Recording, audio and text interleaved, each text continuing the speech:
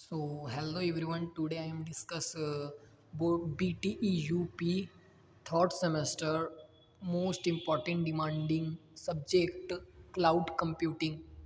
तो मैं आज स्टार्ट करने वाला हूँ कि क्लाउड कंप्यूटिंग होता क्या है।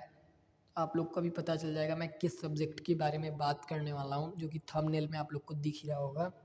सो यहाँ पे हम आज स्टार्ट करने वाले हैं board of technical education BTE UP six semester के लिए। तो यहाँ पे जैसे कि मैंने एक PDF क्रिएट करके पहले से ही रखी हुई है, जिसमें आप लोग को दिख रहा है कि BTE UP six semester 2026 CSIT cloud computing one shot. तो चलिए हम स्टार्ट करते हैं।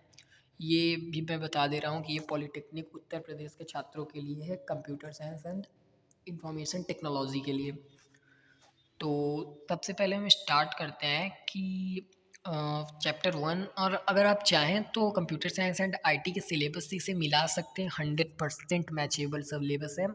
एंड मैं ये भी बता देता हूँ, अगर मेरे बनाया मैंने ये जो PDF क्रिएट किया है, इसमें मल्टीपल थ्योरी को नहीं इसमें इंक्लूड किया गया है। मैंने अपने ऑल कीवर्ड को इसमें यूज़ किया है, जो कि मोस्ट इम्पॉर्टेंट हर बार क्वेश्चन पूछे ही जाते हैं, और मैं इसमें ऑल सिलेबस को पूरा कवर करने वाला हूँ।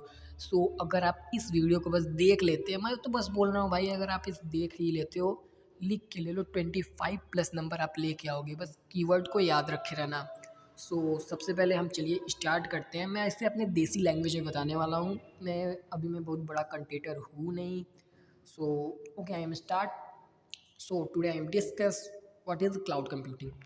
तो अगर सिंपल टर्म्स में समझा जाए कि क्लाउड कंप्यूटिंग होता क्या है, तो अगर मैं बोलूँ कि आप लोग से अगर पूछा जाए कि आप अपने डेटा को इंटरनेट पे अगर स्टोर करते हैं तो उसे क्या बोलेंगे, तो अगर मेरे टर्म्स में बोला जाए तो डेटा पे स्टोर करने के लिए हम क्लाउड का यूज़ करते हैं। तो सिंपल टर्म्स में यूज़र जब भी अपने डेटा को क्लाउड पे स्टोर करता है तो उसे हम क्लाउड कंप्यूटिंग कहते हैं। अब हम बात करते हैं इवेल्युएशन ऑफ क्लाउड कंप्यूटिंग।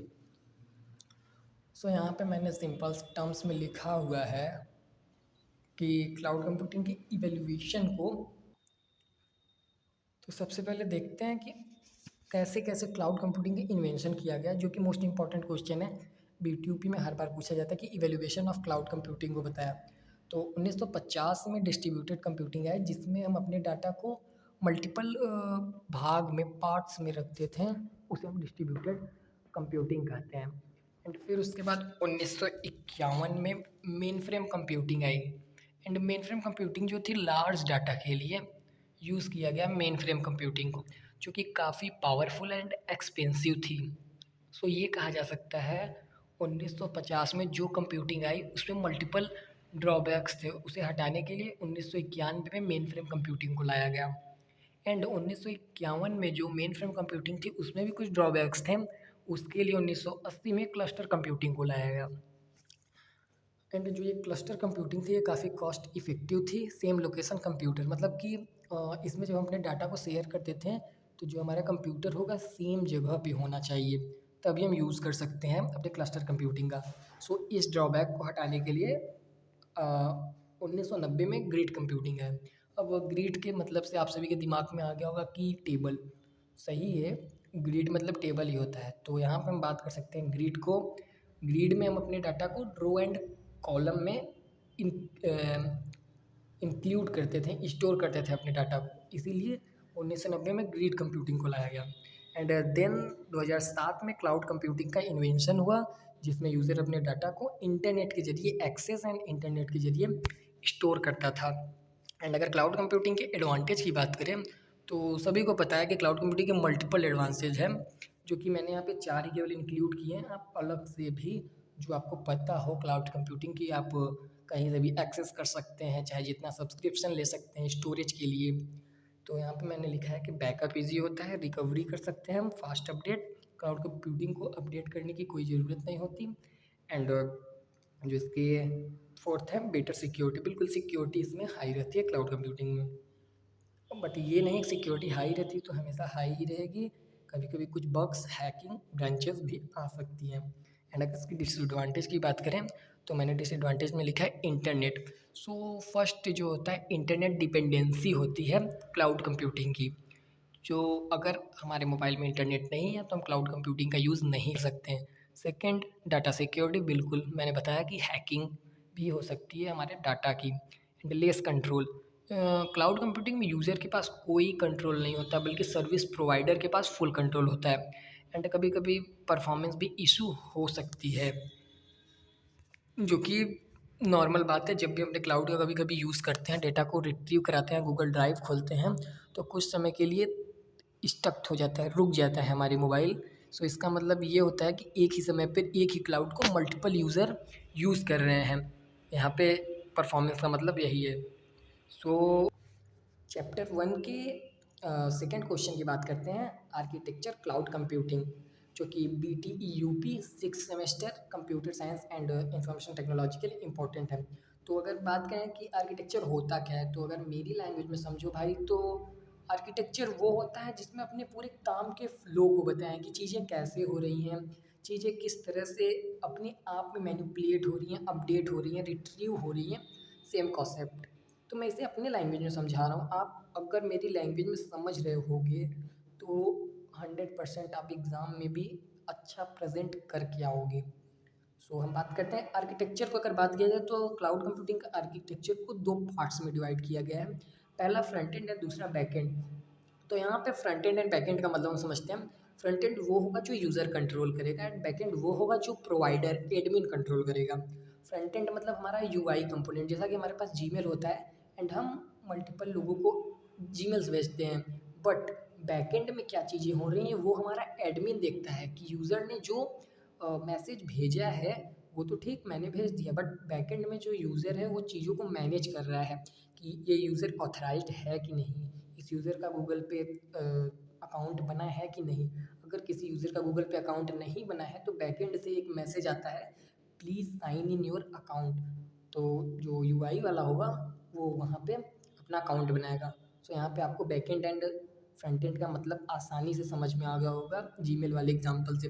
अब अगर हम इसके आर्किटेक्चर की बात करें तो भाई देखो मैं सिंपल बता देता हूँ। जो BTUP है अपना, वो डायग्राम फुल मांगता है। अगर हमें BTUP में 45 प्लस नंबर्स लाने हैं तो हमें डायग्राम तो छाप के बनाना होगा। तो यहाँ पे मैंने एक अपने हेड राइटिंग नोट में लिख दिया है डायग्राम। तो सबसे पहले मैंने यहाँ पे ऊपर इस क्लाइंट को बनाया है एंड उसके नीचे इंटरनेट। सबसे पहले क्लाइंट एंड इंटरनेट, तो जो क्लाइंट जो है वो हमारा फ्रंट एंड है, एंड इंटरनेट के नीचे वाले जितने भी भाग हैं like management, security, application, service, cloud, run time, storage, infrastructure, this is a backend part.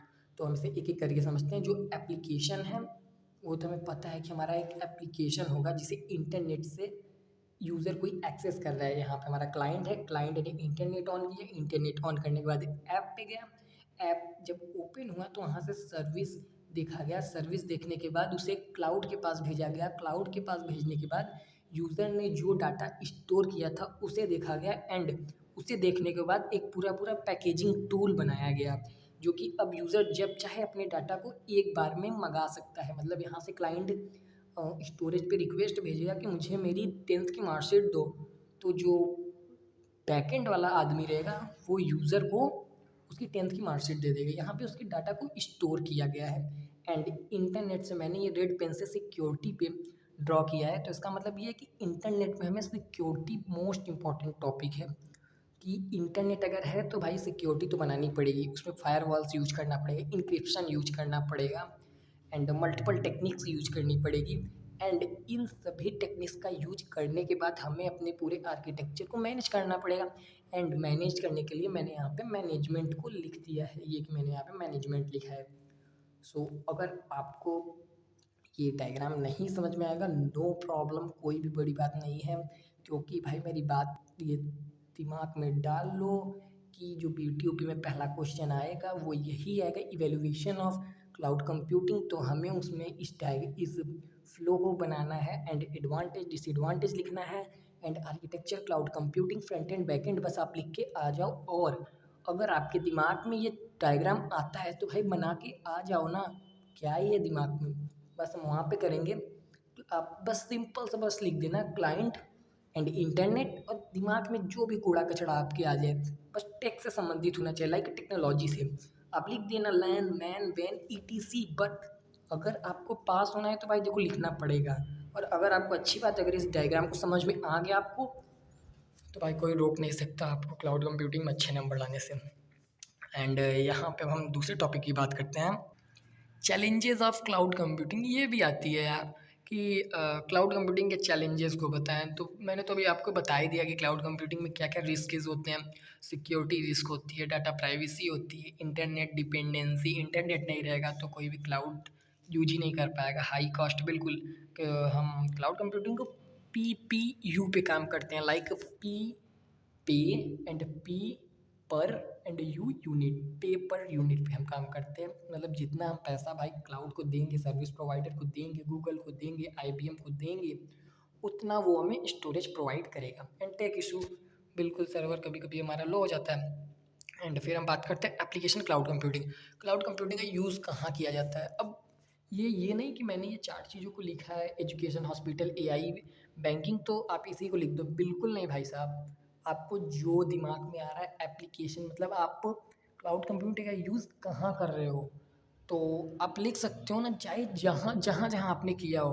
अब जैसे मैंने यहाँ पे एजुकेशन लिखा है, बिल्कुल एजुकेशन में हमने क्लाउड कंप्यूटिंग का यूज़ किया है कुछ टाइम के लिए। जब कोरोना काल आया था तो वहाँ पे लोग जो थे वो अपने डेटा को क्लाउड पे स्टोर करते थे, और फिर हमारे जो टीचर्स होते थे वहाँ से वो उसको देख लेते थे। सो एजुकेशन के लिए हॉस्पिटल में, बिल्कुल हॉस्पिटल में भी हमारे क्लाउड का यूज़ हो रहा है, आर्टिफिशियल इंटेलिजेंस में भी यूज़ हो रहा है, एंड बैंकिंग में भी यूज़ हो रहा है। अगर आप अपने मन से चाहें कोई भी एप्लीकेशन डाल सकते हैं, like railway and car booking and restaurant, ETC, जहाँ जहाँ क्लाउड का यूज़ हो रहा है हम एप्लीकेशन में लिख सकते हैं। सो यहाँ पे हमारा चैप्टर 1 पूरी तरह से मैंने एंड कर दिया है। सो अब मैं आपको फिर बता दे रहा हूँ, पहले चैप्टर से केवल 2 क्वेश्चन आएंगे भाई, लिख के ले लो।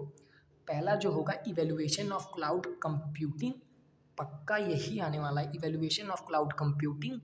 एंड सेकेंड जो क्वेश्चन होगा चैलेंजेस ऑफ क्लाउड कंप्यूटिंग। तो उसमें आपको लिखना क्या है, अगर आ जाएगा इवेल्युएशन ऑफ क्लाउड कंप्यूटिंग तो आपको ये एरो बना देना है, एडवांटेज डिसएडवांटेज लिख देना है, बस भाई।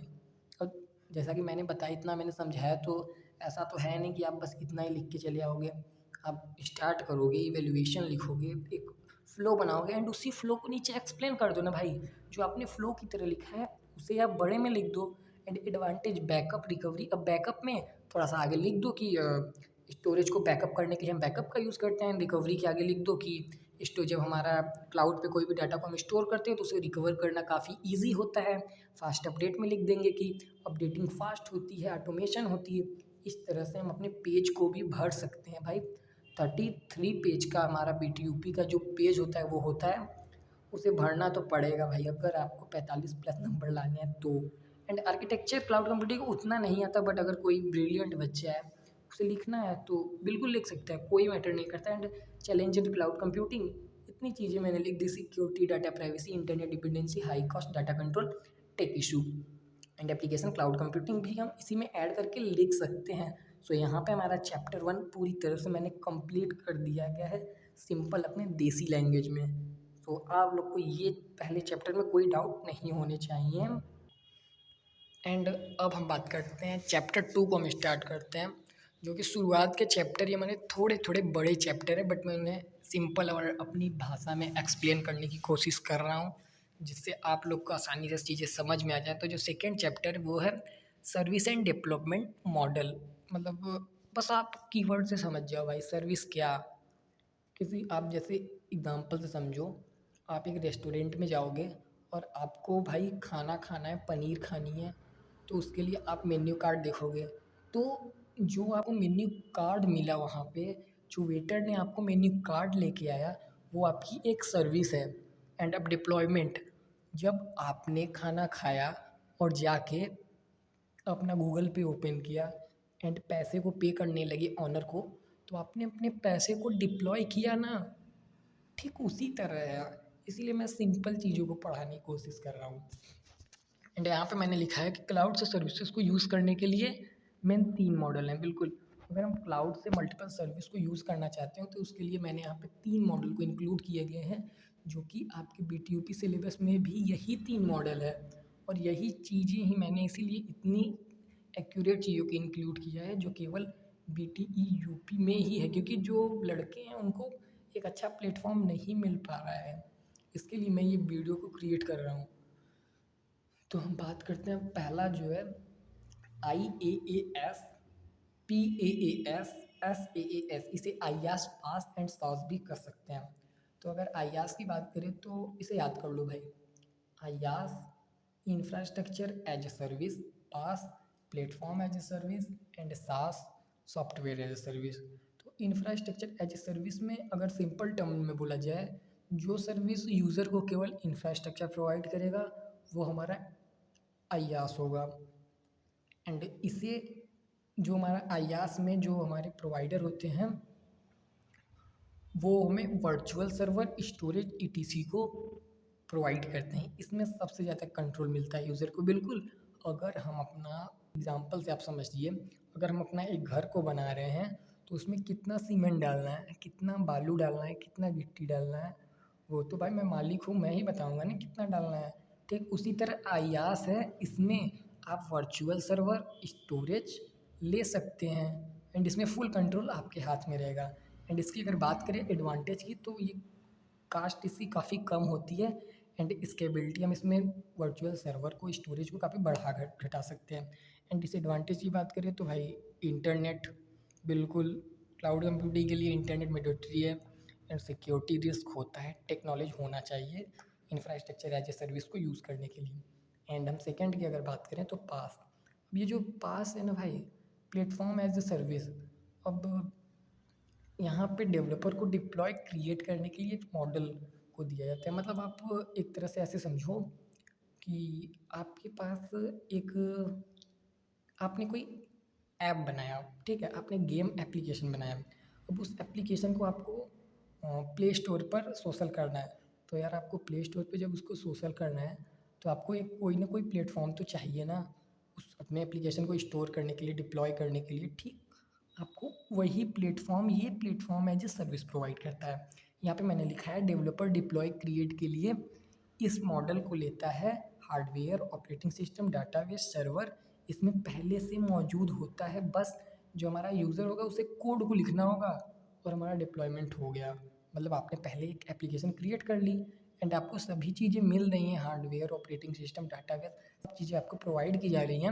अब बस उसे आपको डिप्लॉय करना है, तो उसके लिए प्लेटफॉर्म एज ए सर्विस का यूज़ करेंगे। एंड इसके एडवांटेज की बात करें तो ये काफ़ी फास्ट होगा एंड लो कास्ट होगा एंड स्केलेबिलिटी होगी। मतलब लो कास्ट होगा, समझ में आ गया, फास्ट भी समझ आ गया। स्केलेबिलिटी की आपका मतलब मैं समझा देता हूँ। स्केलेबिलिटी मतलब ये होगा कि स्केलेबल की चीज़ों को आप बढ़ा घटा सकते हैं, उसे हम स्केलेबिलिटी कहते हैं। एंड अगर डिसएडवांटेज की बात करें प्लेटफॉर्म एज ए सर्विस में, तो इसे कस्टमाइजेशन इसमें संभव नहीं है, हम इसे कस्टमाइज़ नहीं कर सकते। एंड जो सेकंड है one time service, no move other cloud, बिल्कुल ये तो समझने वाली बात ही है भाई, ये नॉर्मल सी चीज़ है कि अगर हमने कोई एक सर्विस को ले लिया तो अब हम उस सर्विस को तोड़ के किसी दूसरे सर्विस पे नहीं जा सकते, या उससे ये नहीं कह सकते कि भाई मैंने आपकी एक बार ये सर्विस ले ली, मुझे फिर से दूसरी सर्विस लेनी है इतने ही पैसे पे। सो ये तो हमारा डिसएडवांटेज है ना। ठीक, अब मैं एक नोट्स मैंने यहाँ पे लिखा है कि नोट क्लाउड प्रोवाइडर। तो आप लोग के मन में आ रहा होगा कि ये कब से पागल बना रहा है क्लाउड प्रोवाइडर, क्लाउड प्रोवाइडर। तो मैं बता देता हूँ क्लाउड प्रोवाइडर कौन कौन से होते हैं। यहाँ पे IBM, जिसका नाम है इंटरनेट बिजनेस मशीन, जो कि मोस्ट पॉपुलर क्लाउड प्रोवाइडर है। एंड जो सेकेंड है वो है अलीबाबा, इसका भी आपने नाम कभी सुना होगा, और नहीं सुना होगा तो भाई सुन लो अभी, क्योंकि एग्ज़ाम में आपको लिखना है। एंड जो थर्ड है, इसका तो नाम बच्चे बच्चे जानते होंगे, पूछोगे भाई क्या सर्च कर रहे हो क्रोम पे, तो सीधा आपके दिमाग में वही आ जा रहा है। तो मैं मजाक के मूड में नहीं हूँ, सीधा आपको बताता हूँ कि गूगल, गूगल भी हमें एक क्लाउड प्रोवाइड करता है जो कि सभी यूज़ कर रहे हैं। एंड मैं इसका एग्जांपल आपको बता दूंगा, समझ में आ जाएगा। तो जो गूगल का हमारा एग्जांपल होता है वो Google photo and Gmail, Google drive, classroom, Google sheet, ये सब क्लाउड पे स्टोर होते हैं हमारे, हम सिंपल से इन्हें यूज़ कर सकते हैं। एंड AWS, ये जो है AWS जो हमारा अमेज़ॉन है, अमेज़ॉन भी हमें क्लाउड प्रोवाइड करता है। बट इसमें से केवल गूगल हमें 15 GB फ्री क्लाउड सर्विसेज देता है। अदर जितनी भी क्लाउड प्रोवाइडर हैं वो हमसे कुछ पैसे को लेती हैं अपने प्लान को देने के लिए, अपने स्टोरेज को देने के लिए। सो हम मूव करते हैं नेक्स्ट पे, सॉफ्टवेयर एज ए सर्विस। तो सॉफ्टवेयर एज ए सर्विस की अगर हम बात करें तो मैंने यहाँ पे सिंपल टर्म्स में लिख दिया है कि SaaS stand for software as a service and no download no install directly use. बिल्कुल देखो, अगर आप सॉफ्टवेयर एज ए सर्विस की बात करते हो, आप गूगल पे जाते हो एंड वहाँ पे बस लिखते हो कि वेब व्हाट्सअप, तो आपको सीधा डायरेक्ट वेब व्हाट्सअप के पास आप चले जाते हो। नो इंस्टॉलेशन नो डाउनलोड, आपको कोई भी इंस्टॉल एंड डाउनलोड करने की ज़रूरत नहीं पड़ती। आप वेब व्हाट्सअप अगर डालते हो तो सीधा आप वेब व्हाट्सअप पे मूव कर जाते हो। ये है हमारा सॉफ्टवेयर एज ए सर्विस की पावर। एंड ये कॉम्प्लेक्स नहीं होता, ये काफ़ी सिंपल होता है। एंड अगर हम बात करें ऑल टूल वन सॉफ्टवेयर, बिल्कुल पूरा टूल्स हमें हमारे सॉफ्टवेयर में ही मिल जाता है, वेब सॉफ्टवेयर भी मिल जाता है। एंड अगर हम सेकंड एग्जांपल की अगर बात करें, जैसे यहाँ पे मैंने लिखा है Google sheet, Google drive, Google docs. तो अगर गूगल ड्राइव की बात करें तो बस हमें अपने लैपटॉप खोलना है, उसमें गूगल को सर्च करना है, गूगल हमने सर्च किया है एंड आप जाके बस लिख देना भाई, अगर मेरी बात पे विश्वास ना हो रहा हो, कि गूगल शीट या फिर गूगल ड्राइव, आपको डायरेक्ट गूगल ड्राइव पे मूव कर देगा। एंड आपकी जो जीमेल है, जीमेल पे ऑल इन्फॉर्मेशन आपके गूगल ड्राइव में दिखने लगेगी जो आपने अपलोडिंग की होगी। एंड अपलोडिंग का पार्ट भी हमारा क्लाउड कंप्यूटिंग ही होता है। एंड अब भी अगर आपको नहीं समझ में आ रहा होगा तो मैं एक डायग्राम तीनों का बनाया हूँ, infrastructure as a service, platform as a service and software as a service.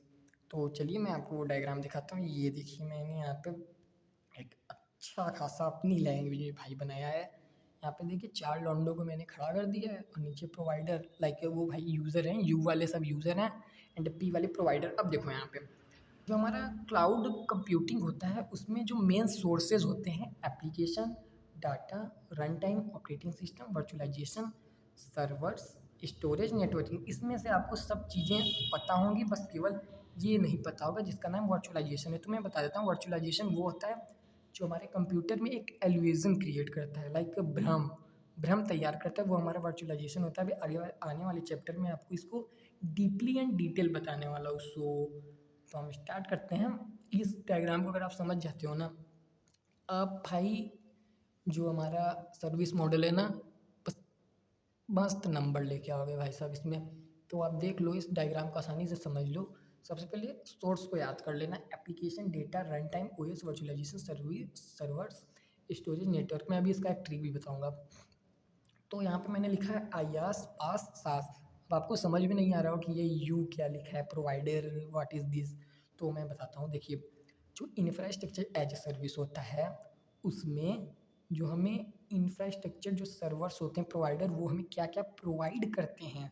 वो हमें नेटवर्किंग प्रोवाइड करते हैं एंड सॉफ्टवेयर प्रोवाइड करते हैं एंड सर्वर्स प्रोवाइड करते हैं एंड वर्चुअलाइजेशन प्रोवाइड करते हैं। इंफ्रास्ट्रक्चर एज ए सर्विस में केवल 4 चीज़ों को हमें प्रोवाइड किया जाता है एंड बाकी चीज़ें भाई यूज़र को बोल देता है, बाकी तू चीज़ें देख अपनी, तू एप्लीकेशन तू देख अपना, डाटा तू देख अपना, रन टाइम कैसे करना है तू देख अपना, ऑपरेटिंग सिस्टम तू देख अपना। सो यहाँ पे केवल 4 चीज़ों को इंफ्रास्ट्रक्चर एज ए सर्विस में प्रोवाइड की जाती है। एंड अगर पास की बात करें प्लेटफॉर्म एज ए सर्विस में, तो यहाँ पे यूज़र को नेटवर्किंग प्रोवाइड की जाती है, स्टोरेज प्रोवाइड की जाती है, सर्वर प्रोवाइड किए जाते हैं, वर्चुअलाइजेशन प्रोवाइड किए जाते हैं, ऑपरेटिंग सिस्टम प्रोवाइड किए जाते हैं, रन टाइम प्रोवाइड किए जाते हैं। और फिर प्लेटफॉर्म एज ए सर्विस वाले भैया बोल देते हैं, भाई अब तू एप्लीकेशन तू अपना देख ले एंड डाटा तू अपना देख ले। एंड तब से भाई साहब जहाँ पे इनकी बात करते हैं सॉफ्टवेयर एज ए सर्विस में, तो आपको दिख रहा होगा प्रोवाइडर प्रोवाइडर प्रोवाइडर प्रोवाइडर, मतलब बोलते हैं ना कॉम्बो पैक भाई साहब।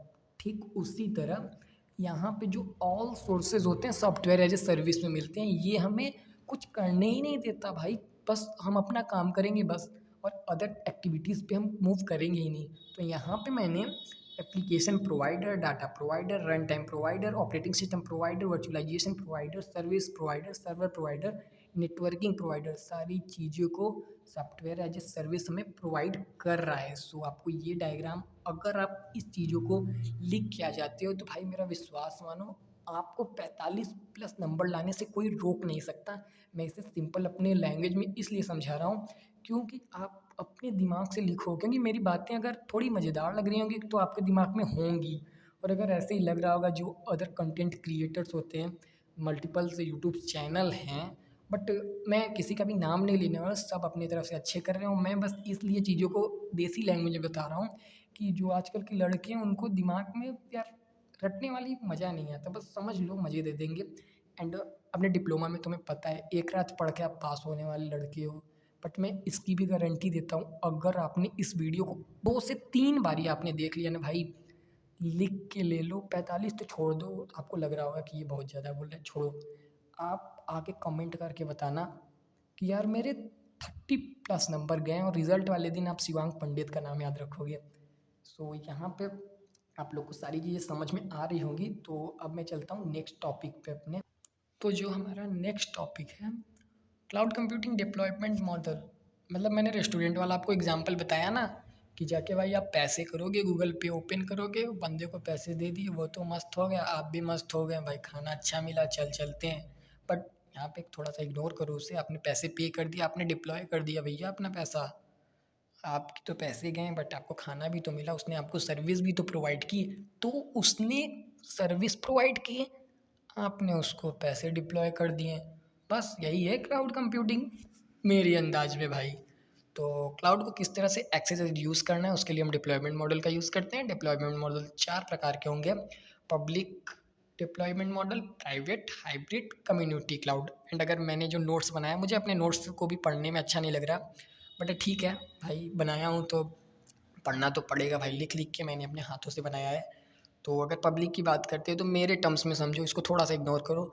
तो पब्लिक वो होता है क्लाउड जो सब लोग यूज़ कर लें, मतलब वो क्लाउड जैसे जीमेल वाला आप समझो कि जीमेल है, उसे सभी लोग यूज़ कर रहे हैं, 15 GB ख़त्म हो गया, भाई मैंने 1000 रुपये दिए, मेरा स्टोरेज बढ़ा दिया गूगल ने, वो हमारा पब्लिक क्लाउड है। अब यहाँ पे ये देख लो, ये सर्विस सभी के लिए अवेलेबल होती है, एंड फ्री 15 GB, एंड पे पर यूनिट पे काम करती है। एंड यहाँ मैंने एक गंदा सा एक डायग्राम बनाया है भाई, और मैं ये भी गारंटी दे रहा हूँ, अगर आप डायग्राम को मेरे बना के आते हो ना, एग्जामिनर की मजाल है आपके नंबर काट दें, कभी नंबर नहीं काटेगा, क्योंकि आपने कॉन्सेप्ट को लिखा है वहाँ पे। अब यहाँ पे मैंने यूज़र 1, यूज़र 2, यूज़र 3 को लिखा है, एंड नीचे पब्लिक क्लाउड बना दिया। बिल्कुल तीनों यूज़र पब्लिक क्लाउड को एक्सेस कर रहे हैं। अब जिसको ज़्यादा स्टोरेज चाहिए वो आसानी से सब्सक्रिप्शन लेके भाई तो भी स्टोरेज ले, क्योंकि क्रिकेट देखने के लिए आप सब्सक्रिप्शन ले सकते हो, बट स्टोरेज के लिए सब्सक्रिप्शन नहीं ले सकते।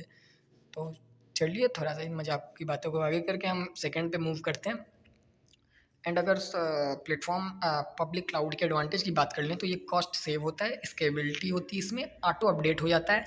एंड डिसएडवांटेज बिल्कुल security risk, internet less control. And मैं आपको इस वीडियो के लास्ट में एक बहुत क्रूशियल चीज़ बताने वाला हूँ, कि अगर क्लाउड कंप्यूटिंग में किसी भी टॉपिक में आपको 2 चीज़ें जो एडवांटेज डिसएडवांटेज के हैं वो लिख के ही आना है, आपको याद हो या ना हो, कोई भी टॉपिक हो, बस आप ये 3 चीज़ लिख के आना, नंबर देगा आपको एडवांटेज डिसएडवांटेज में। तो चलिए नेक्स्ट बात करते हैं प्राइवेट। प्राइवेट डिप्लॉयमेंट मॉडल वो होता है जो किसी ऑर्गेनाइजेशन के लिए हो, specific organisation, example like government. DigiLocker हमारा होता है, एंड उससे जो उसमें जो हम अपने क्लाउड को स्टोर करते हैं, तो अपना वाला क्लाउड तो हम ही देख सकते हैं, बट वहाँ पे ये एक प्राइवेसी डिजी लॉकर है जो केवल ऑर्गेनाइजेशन यूज कर सकता है। जो प्राइवेट होता है मोर सिक्योरफुल होता है एंड मोर एक्सपेंसिव होता है। Private deployment is a more expensive computing to public cloud, compare to public cloud. तो ये हाई परफॉर्मेंस के लिए हो जाता है। एंड मैंने यहाँ पे फिर एक गंदा सा डायग्राम बना दिया है कि यहाँ पे ऑर्गेनाइजेशन है ऊपर, एंड नीचे इंटरनेट, एंड लास्ट में प्राइवेट क्लाउड। मतलब ऑर्गेनाइजेशन, बड़ी कंपनियाँ अपने डाटा को इंटरनेट के थ्रू प्राइवेट क्लाउड पे स्टोर करती हैं। एंड अगर इसके डिसएडवांटेज की बात करें तो इसकी कॉस्ट काफ़ी हाई होती है, एंड ये कॉम्प्लेक्स होता है, एंड इंटरनेट डिपेंडेंसी चाहिए। आप लोग को पता ही चल गया होगा कि क्लाउड कंप्यूटिंग अगर एडवांटेज और डिसएडवांटेज पूछे तो हमें क्या मेजर 3 चीज़ें लिखनी है, बट मैं लास्ट में बताने वाला हूँ, don't worry. So hybrid cloud तो भाई मैं हमेशा बोलता था, हाइब्रिड क्लाउड लाइक दाल चावल, मतलब एक तरफ दाल है एक तरफ चावल। मजाक को छोड़ो भाई, मेन कॉन्सेप्ट पे ध्यान दो। Hybrid cloud is a combination of private cloud and public cloud, simple, this is a hybrid cloud. And इसका यूज़ बैंकिंग के लिए यूज़ किया जाएगा, ई कॉमर्स के लिए यूज़ किया जाएगा, एंड ईटीसी। मतलब प्राइवेट जो होगा हमें कभी कभी अपनी सेंसिटिव चीज़ों को नहीं दिखानी होती है, एंड कभी कभी लगता है कि यार सबको दिखा दो। एंड अगर इसका एक एग्जांपल सिंपल टर्म्स में आप समझो तो इंस्टाग्राम, 4-5 लोगों ने अपने इंस्टाग्राम अकाउंट को प्राइवेट करके रखा है, तो दूसरा बंदा बोल रहा है बहुत बड़ा सिक्योरिटी बन गया है भाई, अपने क्लाउड को स्टोर कर, अब अपने आइडेंटिटी को छुपा के रखा है। और जो दूसरा बंदा है उसका दोस्त, उसने अपने अकाउंट को पब्लिक करके रखा है, अच्छी अच्छी फ़ोटो उस पे दिखा रहा है, ठीक है ना। हाँ भाई, वो अच्छा बंदा है, उसने अपनी पब्लिक कर दी। अरे भाई पागल तुम हो, क्यों अपने आप को सोशलाइज कर रहे हो। सो यहाँ पे प्राइवेट एंड पब्लिक का मतलब यही है कि नेक्स्ट वाला बंदा अपनी ऑल डिटेल को हाइड करके रखा है प्राइवेट क्लाउड को यूज़ करके, एंड सेकेंड वाला जो नेक्स्ट वाला जो बंदा है वो पब्लिक किया है अपनी ऑल इन्फॉर्मेशन, वो कहाँ जा रहा है, कहाँ घूम रहा है, अपनी आधार कार्ड, अपने बैंक पासबुक, सब चीज़ों को शो कर दे रहा है। सो यहाँ पे हाइब्रिड क्लाउड आपको समझ में आ गया होगा। एंड एडवांटेज की बात करें, ये काफ़ी फ्लेक्सिबल होता है एंड कॉस्ट इसकी बहुत कम होती है। डिसएडवांटेज की बात करें, काफ़ी सिक्योरिटी फुल होता है एंड हाई इनिशियल कॉस्ट, मतलब जब हम हाइब्रिड क्लाउड को लेने लगते हैं शुरुआत में तो इसकी कॉस्ट जो होती है थोड़ी सी हाई होती है। एंड फोर्थ की बात करें, क्लाउड कंप्यूटिंग कम्युनिटी क्लाउड, मतलब कि इसमें दो ऑर्गेनाइजेशन होंगे, लाइक दो मान लो भाई, या तीन मान लो, चार मान लो, मल्टीपल ऑर्गेनाइजेशन जब किसी एक क्लाउड के ऊपर डिपेंड रहेंगे तो वो हमारा कम्युनिटी क्लाउड होगा।